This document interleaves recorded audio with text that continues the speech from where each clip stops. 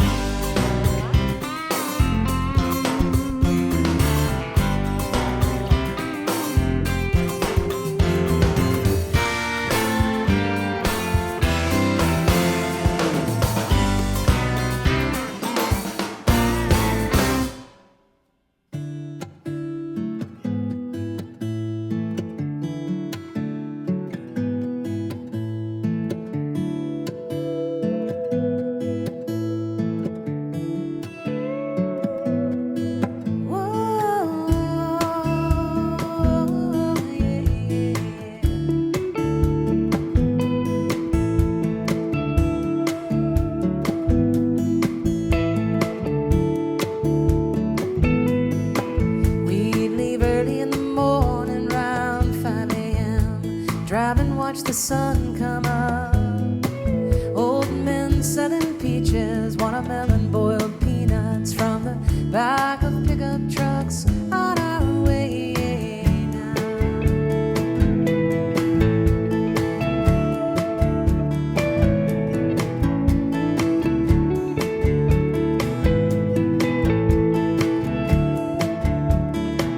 I'll watch the world go by from the back window of a green Ford country squire, with lovely wood paneling, my dad at the wheel. Mama'd say the air smells better as we cross that line. Carolina, Carolina,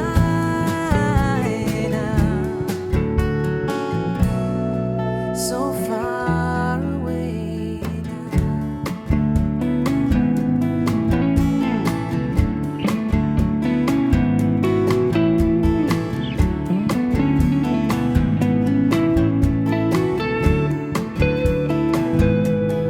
I never got a wing's sleep at my grandmother's house. She had 200 clocks and they would chime just 1 second later than the one before, and it sounded like church bells ringing out through the night. Carolina,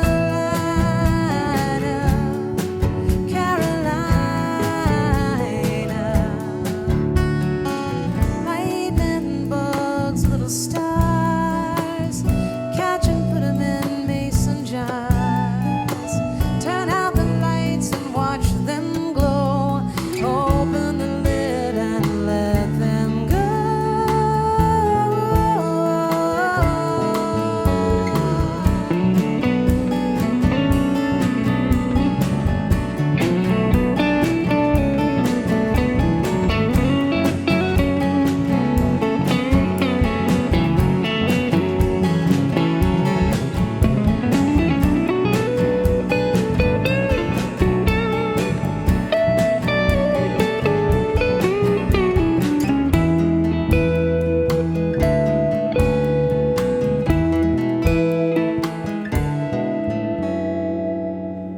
So I carry the memories of low country highways that lead to rolling hills of red clay. Kudzu and muscadine cover the fields and line the roads that show me the way to Carolina.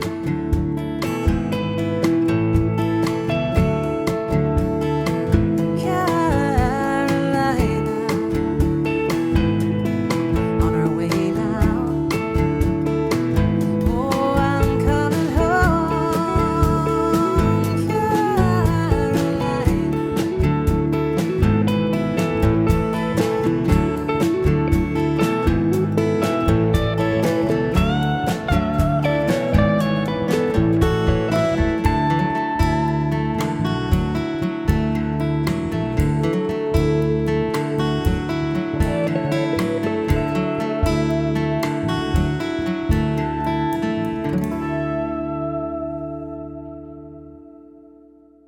Tell me about Carolina, the song. That song was written about my childhood memories of going to visit my grandparents in South Carolina. I was born in South Carolina and left there when I was like 5 years old and moved to Savannah, Georgia. And we would go back to visit my grandparents like maybe 5-6 times a year, but always at the crack of dawn. So I would, my mother would scoop me up and I'd have my pillow. And my dad had this station wagon that had the fake wood paneling on the side, the country squire. Yes. I mentioned it in the song. And so they would throw me in back because there was like this rumble seat. I have two older sisters. It faced backwards, right? Yeah. Yes. So that's why the world went this way for me. And it was such a colorful ride because in the low country of the Carolinas, all the farmers, they would just on the side of the road have big pickup trucks filled with produce. Of course, Georgia peaches, right. And watermelons, boiled peanuts. That's a real popular thing in the South. This song is about my mother's mother, and she had a big farm. She and her husband, he was my step-granddad, and had a big garden and everything. Well, they were addicted to clocks, and it would scare the living daylights out of me when I was a kid. I never got any sleep there because they set them so that all 30 clocks in the house would like bing dong, bing ding, ding ding, dong dong dong dong. Yeah, every half hour, every quarter hour, every time. So we never slept there. And I really started missing the South when I moved to California. Although I'd lived here a long time before I wrote the tune. But just reminiscing about how important, grandparents are in somebody's life and all the fond memories I had of hanging out with my cousins there and just what she meant to me. So growing up in Savannah, what was that like for you? It was awesome. We lived on this island that it's called Wilmington Island, and it borders Savannah. And back then there was only one bridge to and from the island. Now there are a couple other bridges. So it was very remote. So as a child, so much freedom. You could ride around on your bicycle and just ride for miles and feel pretty safe. And if you didn't learn how to steal your dad's boat or drive it by the age of 9, then you were not cool, because I was a river rat. And so I ate a lot of seafood. I learned how to cast a shrimp net, when I was young. The musical influence was great back then. A lot of Southern rock and roll, Leonard Skinner, Allman Brothers. I saw them many times growing up in the South. And then I loved soul music too. And I was raised in a Baptist church, a Baptist family, and my mom loved gospel music, so every Sunday she'd blare the gospel music. So I think that I have a lot of roots in gospel, R&B, and Southern rock. So tell me about this song, All in a Day. Where did that come from? I wrote that in the early 90s. I was in a relationship, and you know how you can get a little jaded after you've been hurt? And so I was trying to convey in the song, if you have space for me in your heart, room for one more. You reminisce about your life and your past and everything, and it was trying to bring it up to the present to, kind of give me a chance to fill a space, even though you've had heartbreak before. I'm the one. But of course, right? I thought so anyway, at the time. At the time.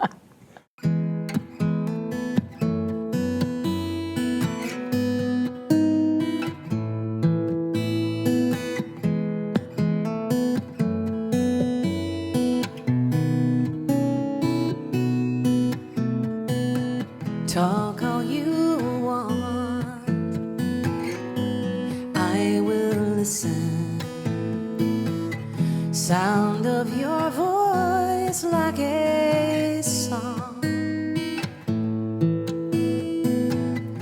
Say what you need, and I will give it. All the hurt is gone.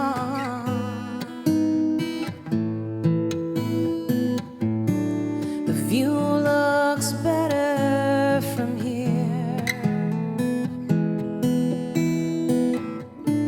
Reception is good, the picture is clear. Souvenirs in a drawer, how your life was before. Pictures of distant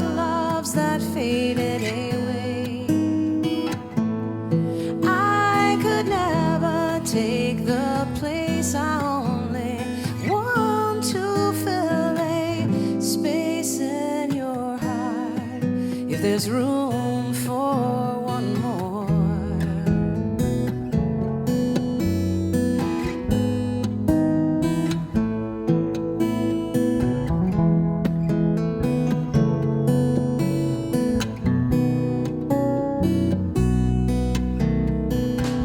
Thoughts of the past, like silent movies, flash as the years fall away.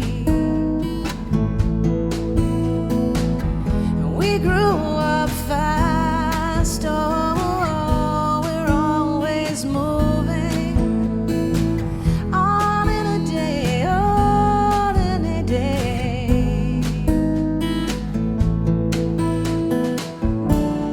Heart in the palm of an open hand, stretched out for all to see, but few understand. Souvenirs in a drawer, how your life was before. Pictures of distant loves that faded away. I could never take the place I only want to fill a space in your heart. If there's room for souvenirs in a drawer, how your life was before. Pictures of distant loves that faded away. I could never take the place I only want to fill a space in your heart. If there's room for one more.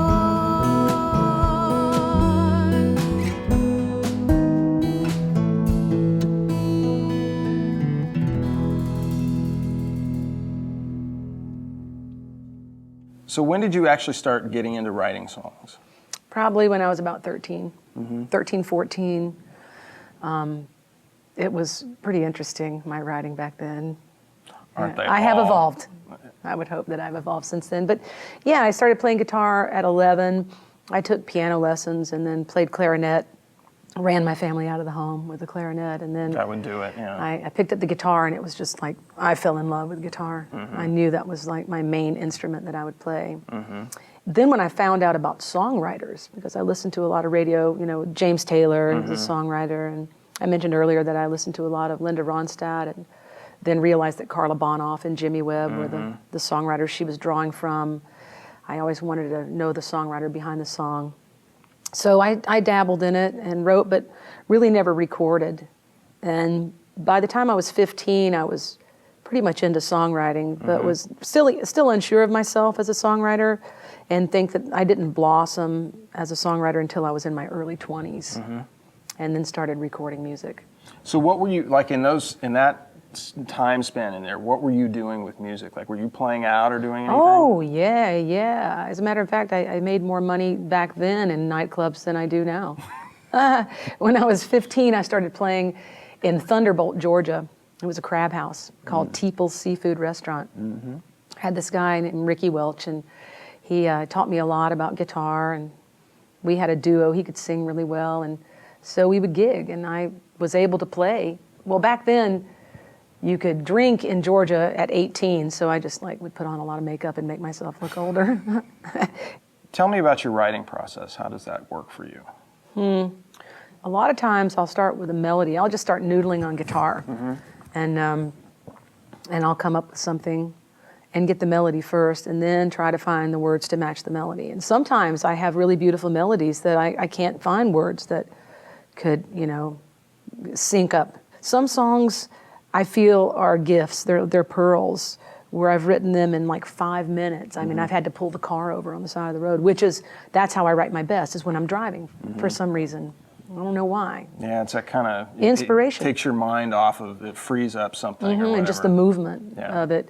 So I do my best work when I'm traveling. They say that inspiration is for amateurs, or Paul Simon said that, but I really need inspiration to write. It's hard for me to sit down and go, okay, I'm going to write a song today. I have to be inspired by something, you know, being out in nature, going for walks where I live in Cambria in the forest, or going to the beach. So what is life like for you today, living in Cambria? It's really wonderful. And it's a great place to live. I feel really fortunate.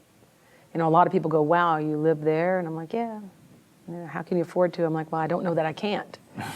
You know? Nobody told me I couldn't, right? Yeah, and it's nice because I tried living in San Francisco for a while, and I think I'm too sensitive for the city, although I love the energy of it, and it feeds me. I have to decompress and move away.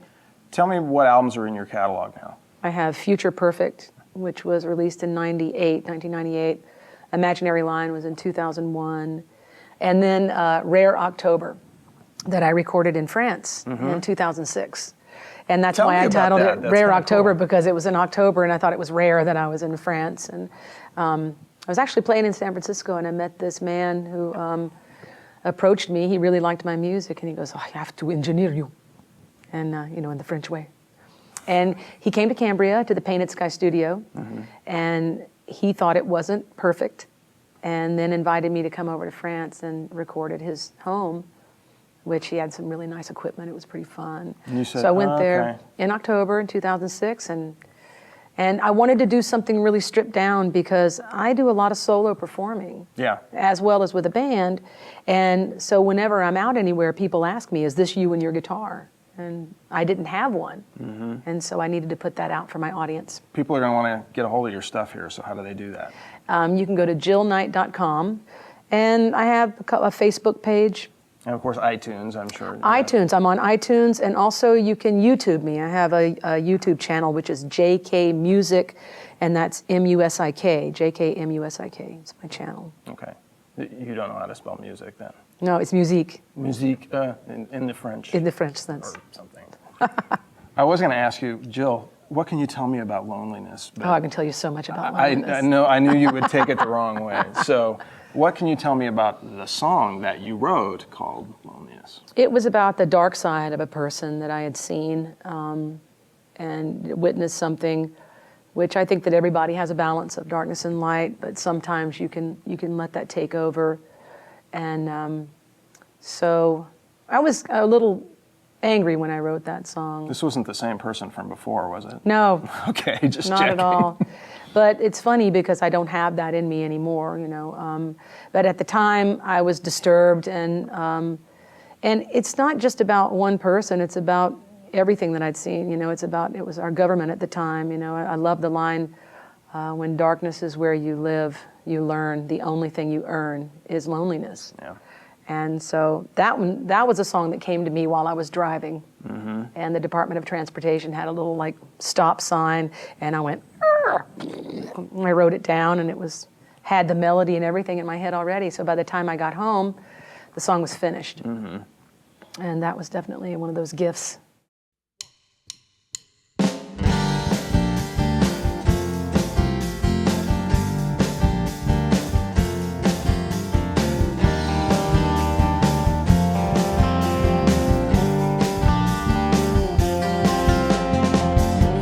Sorry for you, but everything's changed. All I see is pathetic and deranged.